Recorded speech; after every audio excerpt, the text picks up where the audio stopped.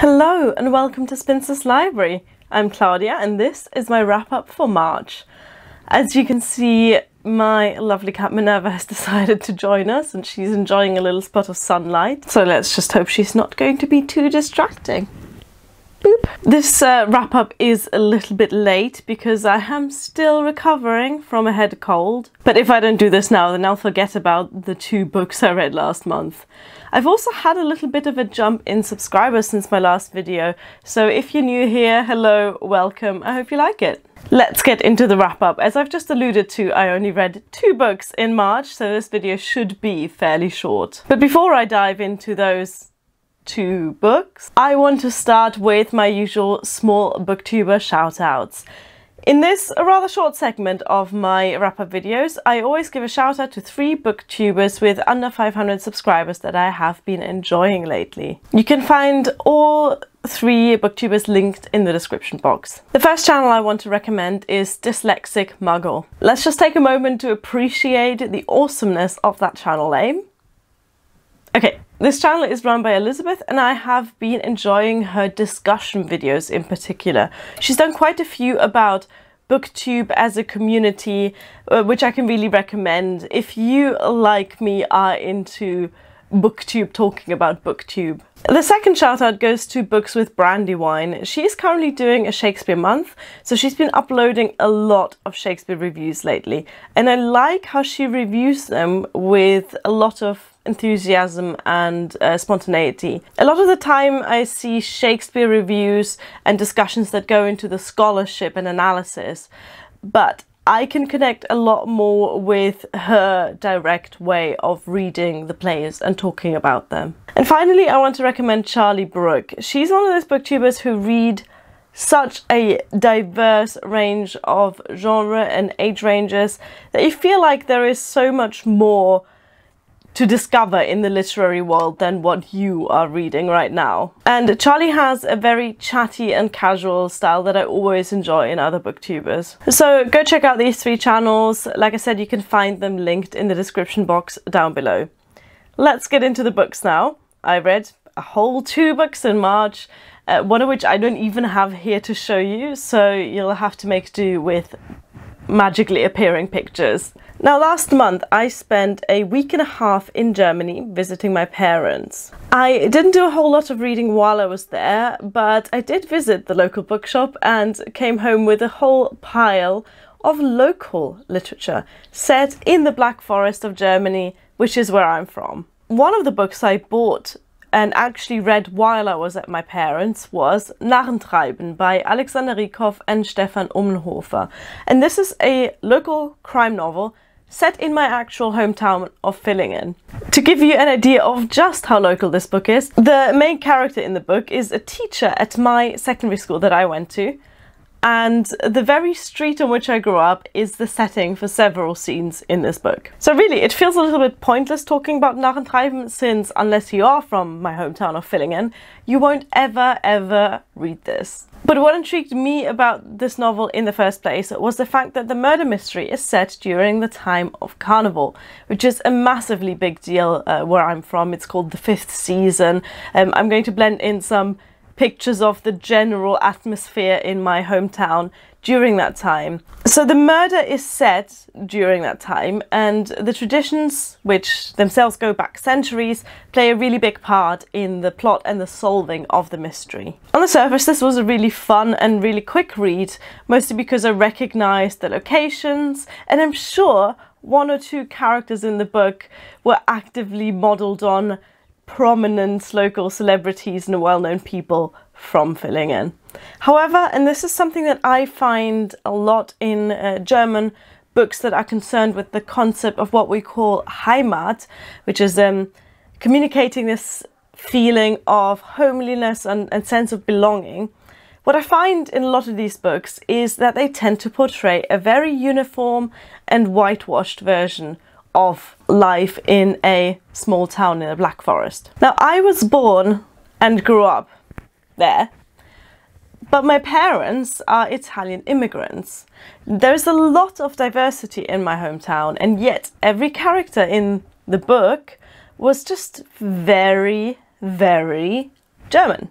Like, every character's surname in this book sounded like it had been around in Germany for centuries. There is no evidence in Narrentreiben of the vibrant immigrant cultures of my hometown.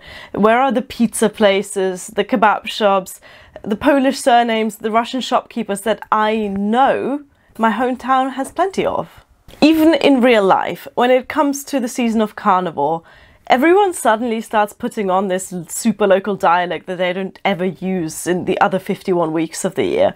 And centuries of diversity and cultural mixing are just completely ignored in favour of this very narrow but ancient tradition.